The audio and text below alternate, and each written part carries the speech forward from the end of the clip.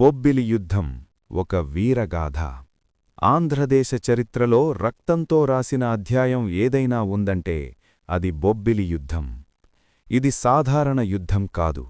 ఇది స్వాభిమానం వర్సెస్ అధికారం, వీరత్వం వర్సెస్ కుట్ర, త్యాగం వర్సెస్ అహంకారం మధ్య జరిగిన ఘర్షణ.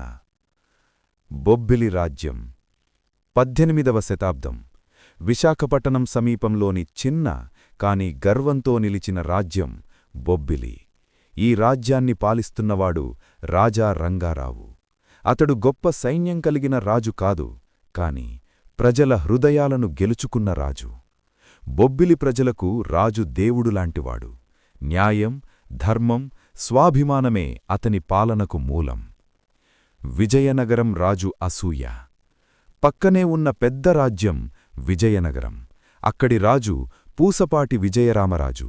అతడికి శక్తి ఉంది, సైన్యముంది, సంపద ఉంది, కాని ఒకటి లేదు: ప్రజల ప్రేమ.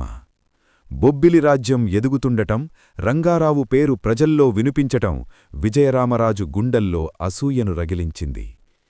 ఈ చిన్న రాజ్యం నాకు తలెత్తితే అనే అహంకారం అతణ్ణి కబళించింది.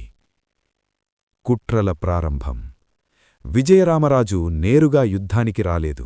ముందు కుట్రలు, అబద్ధపు ఆరోపణలు, సరిహద్దు వివాదాలు. రంగారావు అన్నీ శాంతిగా పరిష్కరించాలని చూశాడు. కాని అహంకారానికి శాంతి అర్థం కాదు. చివరికి విజయరామరాజు ఫ్రెంచిసేనల సహాయంతో బొబ్బిలిపై దాడికి సిద్ధమయ్యాడు. యుద్ధమేఘాలు. 1757 సంవత్సరం. ఆకాశం నల్ల మేఘాలతో నిండిపోయింది. అది వర్షానికి సంకేతం కాదు, యుద్ధానికి సంకేతం.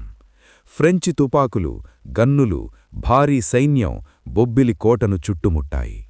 కాని బొబ్బిలి వద్ద మాత్రం కొద్దిమంది సైనికులు, పాత ఆయుధాలు, కాని అచంచలమైన ధైర్యం.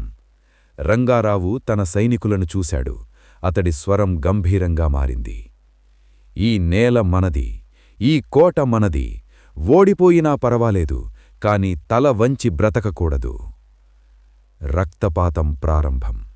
యుద్ధం మొదలైంది. తుపాకుల మోత, గన్నుల గర్జన, భూమి కంపించింది. బొబ్బిలి సైనికులు తుపాకులకెదురు కత్తులతో పరిగెత్తారు. ఒక్కొక్కరూ పడిపోతూ కూడా ఇంకొక శత్రువుని కూల్చారు. కోట గోడలు విరిగాయి.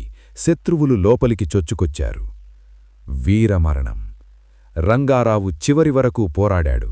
రక్తంతో తడిసిన శరీరంతో కూడా శత్రువుపై దాడి చేస్తూనే ఉన్నాడు.